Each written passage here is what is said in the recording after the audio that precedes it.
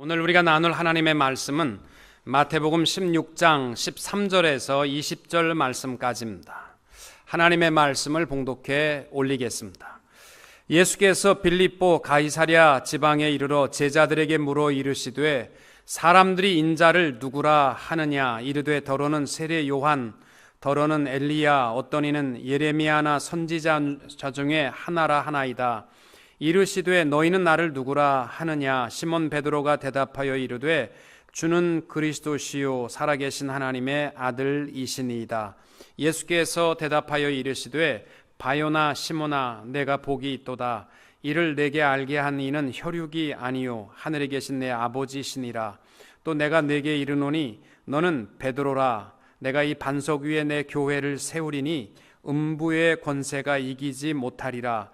내가 천국 열쇠를 내게 주리니 내가 땅에서 무엇이든지 매면 하늘에서도 매일 것이요 내가 땅에서 무엇이든지 풀면 하늘에서도 풀리리라 하시고 이에 제자들에게 경고하사 자기가 그리스도인 것을 아무에게도 이르지 말라 하시니라. 아멘. 오늘의 말씀의 제목은 신앙 고백입니다. 우리가 봉독한 이 마태복음 16장 13절을 중심으로 해서 마태복음은 하나의 전환점이 됩니다. 무슨 전환점이냐면 예수님 사역 내용의 변경을 이루게 됩니다. 지금까지 마태복음의 내용을 보아왔는데 예수님께서는 가시는 곳마다 주로 병든 자를 고쳐주시고 줄인 자에게 양식을 주시는 사역을 이루어 오셨습니다. 그런데 베드로의 신앙 고백을 기점으로 해서 예수님의 사역은 말씀 중심의 교육과 제자들의 훈련 사역에 온 힘을 기울이시는 기록이 나오고 있습니다.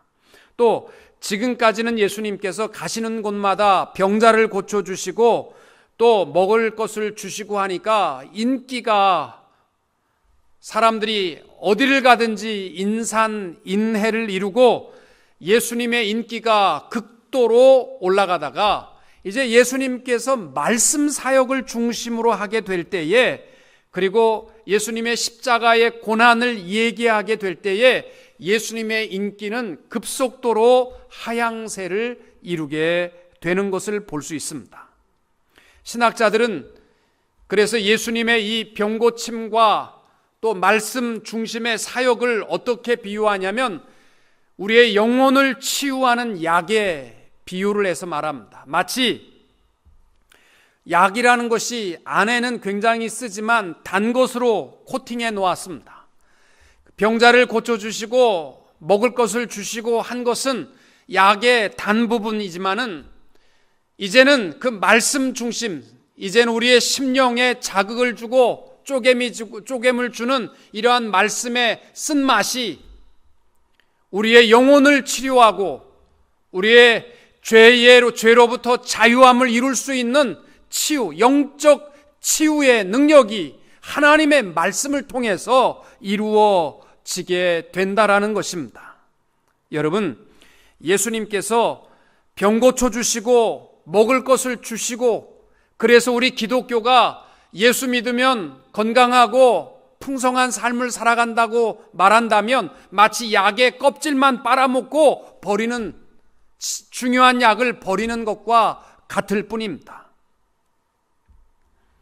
기독교의 본질적인 축복은 말씀의 축복이며 바로 이 말씀의 축복을 이루시기 위해서 지금까지 사랑으로 감싸고 덮어주고 이 쓰디쓴 말씀을 받아들이게 하기 위한 역사이셨음을 기억해야 할 줄로 믿습니다. 우리들도 말씀 사역을, 말씀의 능력을 이루려면요, 사랑의 표현이 전제되어야 합니다. 사도행전 16장에도 보면은 바울이 빌립보 감옥 안에 갇혀 있을 때에 한밤중에 옥문이 열리고 묶였던 모든 착고가 풀렸습니다. 이 모습을 본 감옥을 지키던 간수가 스스로 자결하려고 했습니다. 왜냐하면 그 당시에는 죄수가 도망가면 죄값은 간수가 져야만 했기 때문입니다. 그때의 죄수들이요 바울이 간수를 향하여 선포한 말이 내 몸을 상하게 하지 말라. 우리가 다 여기 있노라. 보통 상식적으로 죄인들이 옥문이 열리고 착고가 풀리면 도망가도 되는, 지금같이 무슨 커피로 시스템이 되어 있는 것이 아니라 도망가면 살 수 있는데도 우리가 다 여기 있노라. 이게 간수에게는 너무나 충격적인, 감동적인 일이거든요. 그러니까 누가 뭐 시킨 것이 없어도 이 간수가 바울 앞에 무릎을 꿇고 선생님, 내가 어떻게 하여야 구원을 얻습니까? 그때에 바울이 선포한 말이 주 예수를 믿으라. 그리하면 너와 내 집이 구원을 얻으리라. 이 말씀을 아멘으로 받고 간수와 그 집안이 세례받는 역사가 그날 밤에 이루어졌던 것을 볼 수 있습니다. 우리들도 나가서 주 예수를 믿으라. 그리하면 너와 내 집이 구원을 얻으리라. 선포해도요, 사람들이 안 듣는 이유가 뭐겠습니까? 이 사랑의 단계를 빼뜨렸기 때문에, 우리가 희생하고 우리가 베풀어야 하는 사랑의 전제 단계를 빼먹었기 때문입니다. 예수님께서 이제 베드로의 신앙 고백까지 많은 사람들이 주님 앞에 몰려는 왔지만 다 자극적인, 더 멋진 기적을 기대하고 주님 앞에 왔을 때 예수님께서는 저들을 향하여 마지막 선포한 것이 너희에게 보여줄 것은 요나의 표적밖에 없다. 우리 지난 시간에 나누었던 말씀입니다. 그 요나의 표적이 담고 있는 중요한 의미가 뭡니까? 3일 만에 물고기 뱃속에서 나온 요나와 같이 예수님께서 이제 십자가의 죽으심과 부활에 대한 선포를 말씀하는 것이었고, 또 하나는 니느웨 사람들이 다른 것이 아니라 요나가 가서 건성건성 복음을 전했지만 그들이 하나님의 말씀 앞에 왕부터 온 백성이 굵은 베옷을 입고 제후에 앉아서 통회하며 회개하는 역사가 일어났던 것이 말씀의 역사, 능력이었던 것처럼 너희에게 줄 것은 이제는 달콤한 껍질이 아니라 말씀의 능력, 이것밖에 없음을 선포한 것입니다. 사랑하는 성도 여러분, 우리 교회 다니면서 신앙생활하면서 참된 축복은요, 껍질이 아니라 말씀의 능력인 것을 기억하시고 하나님의 말씀의 깊이와 하나님의 말씀의 그 사랑과 감동에 은혜 받고 힘있게 살아가는 성도님들이 되시기를 주님의 이름으로 축원합니다. 오늘 본문의 시작은 예수님께서 제자들에게 세상 사람들이 인자를 누구라 하느냐, 이 질문으로 시작합니다. 제자들이 대답하기를 더러는 세례 요한이라, 더러는 엘리야라, 더러는 예레미야라, 더러는 어떤 선지자일 것이다, 이렇게 대답합니다. 나름대로 아마 사람들이요, 자기가 알고 있는 지식으로 최고의 높이에 예수님을 놓았던 것 같습니다. 그런데 사실은 제자들이 좋은 대답만 한 거예요. 그 당시에 예수님을 향하여서 힐난하고 비난했던 사람들도 많습니다. 마태복음 11장 18절 19절에 보면 주님이 이런 말씀을 하세요. 요한이 와서 먹지도 않고 마시지도 아니하며 그들이 말하기를 귀신이 들렸다 하더니 인자는 와서 먹고 마시며 말하기를 보라, 먹기를 탐하고 포도주를 즐기는 사람이요 세리와 죄인의 친구로다 하니. 요한은요, 복음을 위해서 먹을 것이 없다 보니까 메뚜기와 석청만을 먹고 살아가니까 사람들이 볼 때에는 귀신 들린 사람 아니면 저렇게 어떻게 안 먹고 살 수 있느냐, 저 귀신 들렸다, 그렇게 단죄를 하고, 예수님은 오셔서 먹고 마시니까 저 사람은 먹고 마시는 걸 너무 좋아해. 포도주를 즐기는 사람이고 죄인들과 함께하는, 먹는 자리면 안 빠지는 사람, 뭐 그렇게 비하해서 주님을 이야기했던 것입니다. 여러분, 어떤 사람들은 예수님을 무슨 세계 4대 성인 중에 한 명이다, 뭐 이렇게 굉장히 높여서 이야기하는 분들도 있어요. 세계 4대 성인이 누굽니까? 소크라테스와 석가와 공자와 예수라고 합니다. 근데 요즘은 무슬림들이 약 13억이 되다 보니까 소크라테스를 빼고 마호멧을 넣어야 된다, 그런 얘기를 하는데 역사학자들은 안 된다. 왜 마호멧은 안 되느냐? 그는 부인이 13명이나 있었다. 걔 어떻게 성인이 될 수 있느냐? 그리고 마호멧은 첫째 부인이 16살 연상인데 무지한 부잣집 여자를 만나서 떵떵거리고 잘 먹고 잘 살았기 때문에 성인 반열에 세울 수 없다, 뭐 그런 이야기를 합니다. 어떻든지 간에 저는 그렇습니다. 예수님을 내가 알고 있는 굉장한 높이에 있는 사람과 비교해서 뭐 이순신 장군과 동급인 것처럼 주님을 높인다고 해서 거기에 구원이 있는 것은 아니다라는 겁니다. 저는 예수님을 4대 성인 속에 넣는 것을 좀 뺐으면 좋겠어요. 주님은 우리가 알고 있는 훌륭한 인간이 아니라 오늘 베드로가 고백한 것과 같이 주님은 그리스도시요 살아계신 하나님의 아들입니다. 이 고백이 없으면요, 구원의 소망은 없습니다. 여러분이 평생 교회 나왔어도요, 주는 그리스도시요 살아계신 하나님의 아들입니다, 이 고백이 없으면 아무 소용없는 짓을 하시는 겁니다. 주는 그리스도라는 고백이 무슨 뜻입니까? 그리스도라는 말의 뜻은 기름 부음을 받았다, 히브리어로는 메시아라는 말과 똑같습니다. 예수님은 메시아이십니다. 예수님은 기름 부음을 받은 분입니다. 다른 말로 하면 예수님은 내 삶의 선지자요 왕이요 제사장이십니다 라는 고백입니다. 선지자라는 뜻은 뭐냐면 예수님께서 이 땅 위에 말씀이 육신이 되어 오셨다라고 했습니다. 자신을 로고스라고 하셨습니다. 예수님은 이 땅 위에 삶의 모습을 통하여 하나님의 나라를 증거하신, 참 진리를 증거하신 분이십니다. 그래서 주는 그리스도시요라는 고백 속에는 주님이 내 삶의 길이요 진리요 생명이십니다 라는 고백이 담겨 있는 줄로 믿습니다. 또 주는 그리스도라는 말은 주님은 그 당시에 기름 부음을 받은 자들이 왕이거든요. 주님이 내 삶의 왕이십니다. 내 삶을 다스리시고 또 내 삶의 주인 되십니다 라는 고백입니다. 또 기름 부음을 받았던 직분은 제사장입니다. 그래서 주는 그리스도시요라는 고백 속에는 주님이 내 삶의 하나님과 나와의 유일한 중보자, 제사장이십니다 라는 고백입니다. 마가복음 10장 45절에 인자에 온 것은 섬김을 받으려 함이 아니라 도리어 섬기려 하고 자기 목숨을 많은 사람의 대속물로 주려 함이라.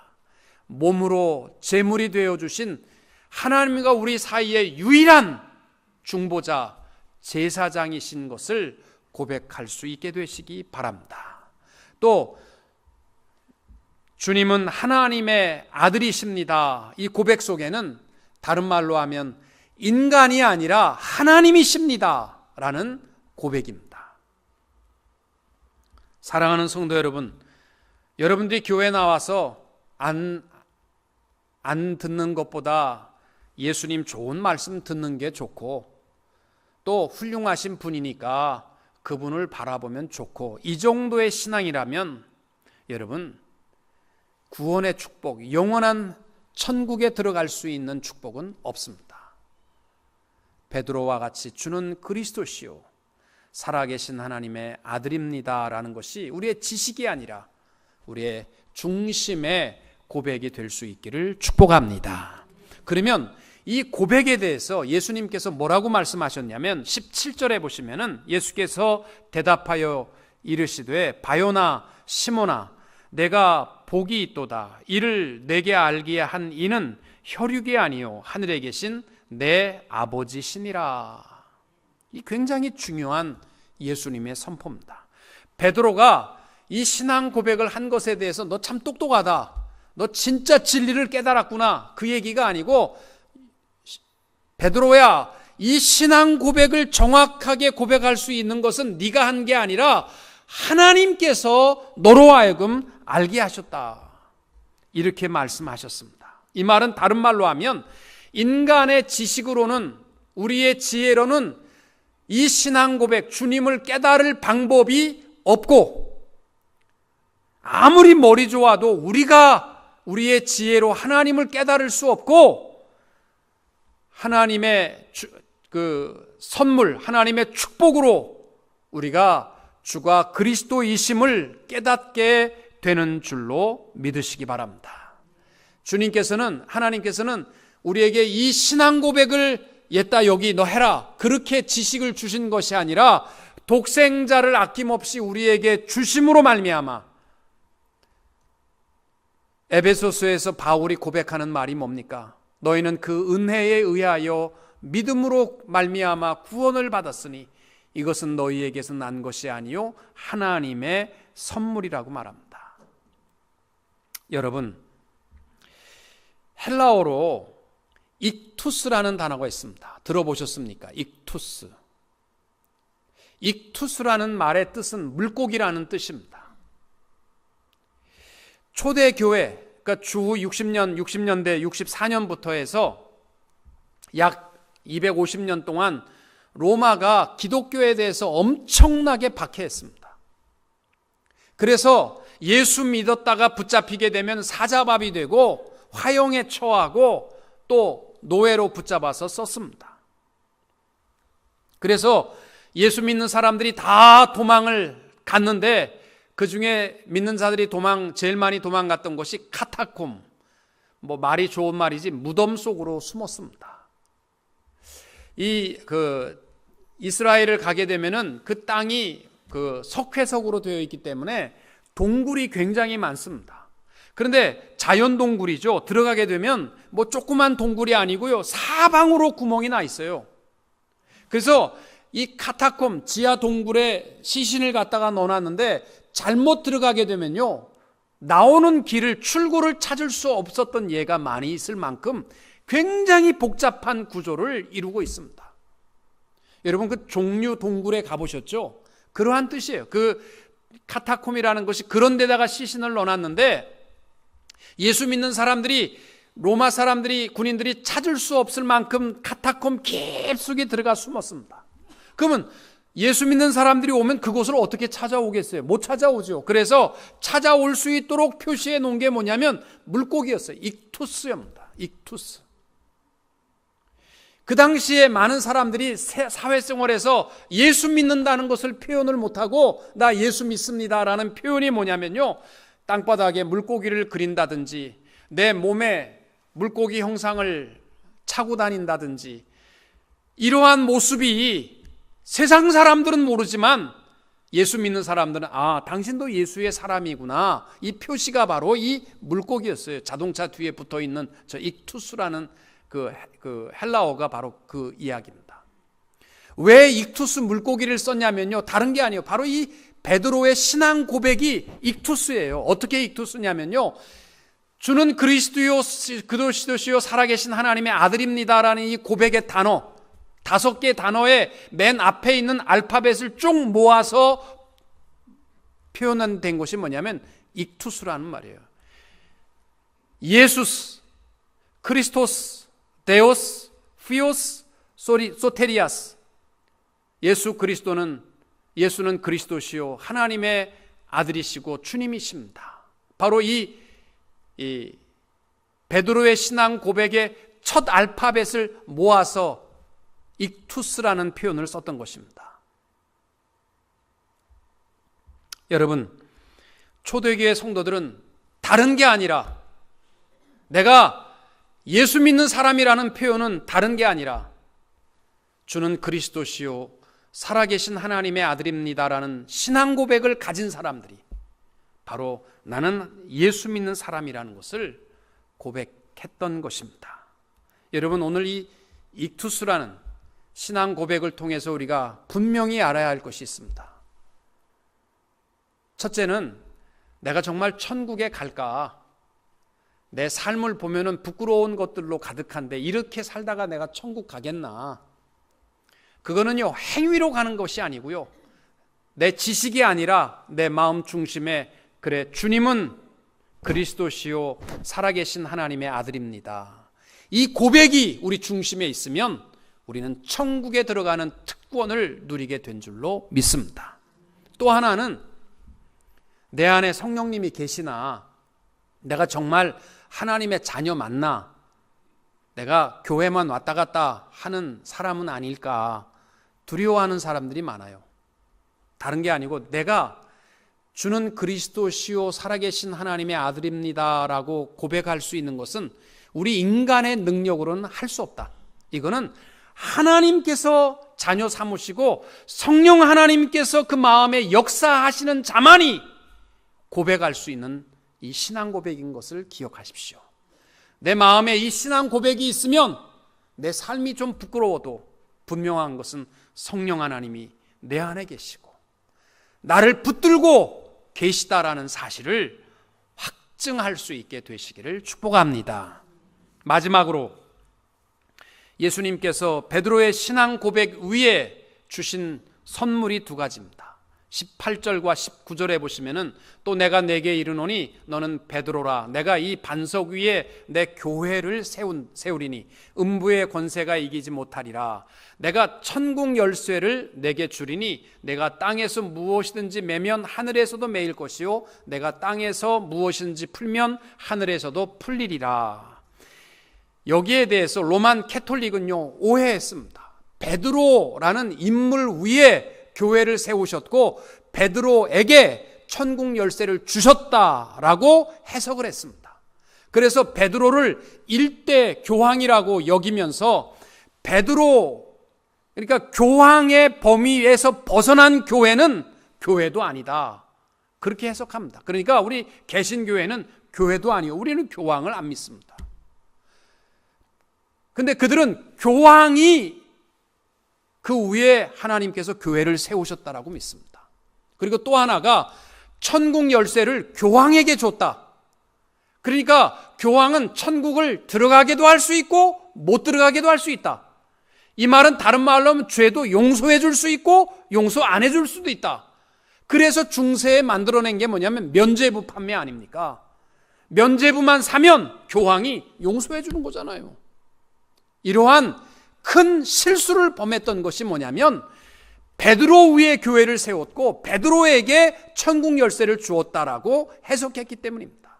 우리는 베드로의 신앙 고백 위에 교회가 세워졌고 이 신앙 고백 위에 천국의 열쇠를 주신 줄로 믿습니다. 땅 위에서도 우리가 분명히 확신할 수 있는 것은 내가 신앙 고백을 갖고 있다면 나는 천국의 열쇠를 가지고 주의 나라에 들어가게 될 줄로 믿으시기 바랍니다.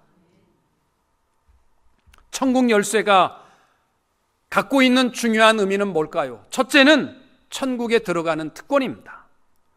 주는 그리스도시요 살아계신 하나님의 아들입니다. 이 믿음을 가진 사람이 주의 나라에 들어갑니다. 착한 행위나 무슨 구제나 봉사를 많이 해서 천국 가는 거 없습니다. 신앙 고백을 가지고 주의 나라에 들어갑니다. 천국의 자물쇠를 갖고 있는 사람들도 있었습니다. 바리새인들과 서기관들, 마태복음 23장 13절에 보면 화 있을진저 외식하는 서기관들과 바리새인들이여, 너희는 천국문을 사람들 앞에서 닫고 너희도 들어가지 않고 들어가려 하는 자도 들어가지 못하게 하는도다. 천국의 자물쇠를 갖고 정죄하고 비난하는 사람들은 자물쇠 갖고 있는 사람들이요. 중요한 것은 신앙 고백이 천국에 들어가는 특권을 허락하여 주시는 줄로 믿습니다. 두 번째로 천국 열쇠가 열 수 있는 특권은 뭐냐면 기도 응답의 역사입니다. 빌립보서 4장 6절과 7절 아무것도 염려하지 말고 다만 모든 일에 기도와 간구로 너희 구할 것을 감사함으로 하나님께 아뢰라.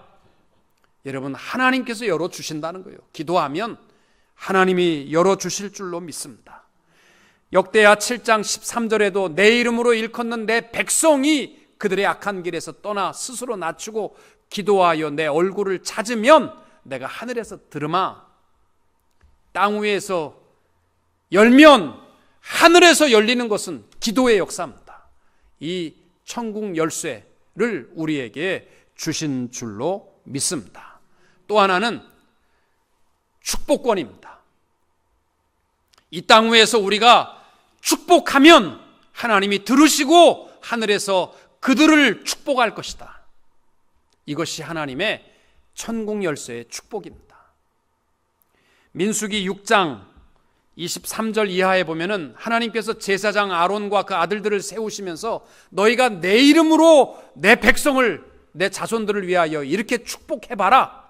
그러면 내 이름으로 이스라엘 자손에게 축복하면 내가 그들에게 그대로 복을 주리라. 내가 이 땅 위에 기도하면 하나님께서 열어주신다는 거예요. 우리 하나님을 찬양하는 입술을 가졌다면 우리에게 축복의 열쇠를 주신 줄로 믿으시기 바랍니다. 우리 주위에 정말 못됐습니까? 축복하세요. 우리 주위에 정말 헐벗고 굶주리고 힘든 사람이 있습니까? 입술을 열어 축복하세요. 하나님께서 들으시고 내가 그들에게 그대로 축복하마 약속해 주신 것이 천국의 열쇠인 줄로 믿습니다. 분명한 신앙 고백을 가진 자에게 주신 축복이에요. 흉내내는 사람들이 아니라 분명한 신앙 고백을 베드로와 같이 내 중심으로 고백한 것은 하나님이 알게 하신 것을, 하나님께서 나를 특별히 사랑하는 증거인 줄로 믿으시고 언제 어디서 하나님이 부르셔도 천국의 확신과 기도 응답의 확신과 모든 사람을 향한 축복의 권한을 가지고 축복하며 살아가는 성도님들이 되시기를 주님의 이름으로 축원합니다.